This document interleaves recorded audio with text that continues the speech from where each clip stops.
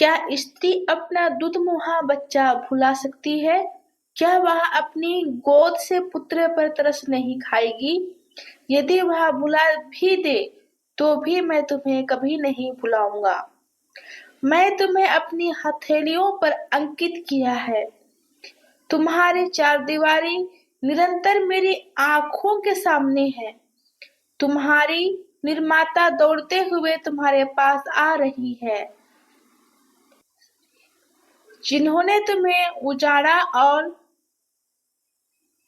विनष्ट किया, वे तुम्हारे यहाँ से जा रहे हैं। तुम चारों ओर दृष्टि दौड़ाकर देखो कि सब एकत्रित होकर तुम्हारे पास आ रहे हैं। अपने प्रभु कहता है, अपने अस्तित्व की शपथ तुम आभूषण की तरह उन सब को पहनोगी। तुम वधू की तरह उनसे अपना श्रृंगार करोगी, क्योंकि तुम्हारे खंडहर, तुम्हारे उजाड़ स्थान, तुम्हारा देश जिसका पूर्ण विनाश किया गया, वहां अब तुम्हारे बहुसंख्या निवासियों के लिए छोटा पड़ जाएगा, क्योंकि जिन्होंने तुमको उजाड़ा है वे चले गए हैं। वे सतती तुम्हारे निर्वासन के समय उत्पन्न हुए।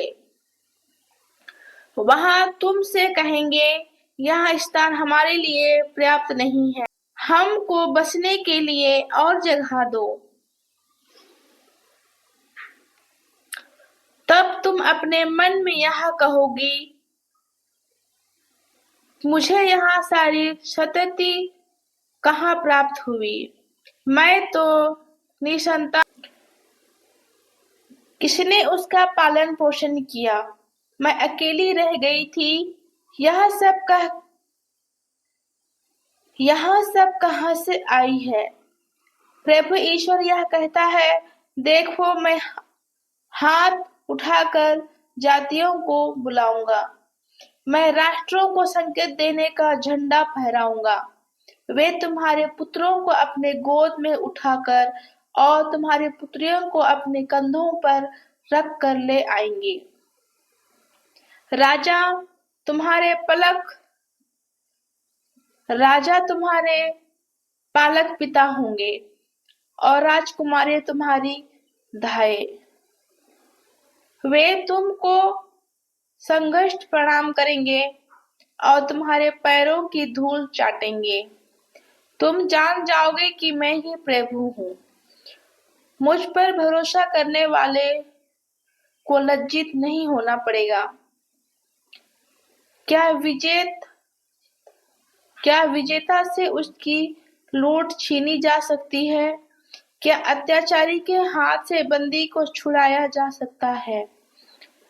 प्रभु इसका यह उत्तर देता है, निश्चय ही विजेता से उसकी लूट छीनी जाएगी और अत्याचारी के हाथ से बंदी को छुड़ाया जाएगा। मैं ही तुम्हारे शत्रुओं से लड़ूंगा, मैं ही तुम्हारे पुत्रों को छुड़वाऊंगा। मैं तुम्हारे अत्याचारियों को बाध्य करूंगा कि वे अपना ही मांस खाएं।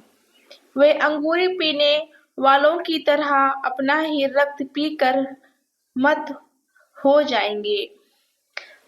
तब सभी शरीरधारी जान जाएंगे कि मैं प्रभु तुम्हारा याकूब का वहां अजय ईश्वर जो तुम्हारा उद्धार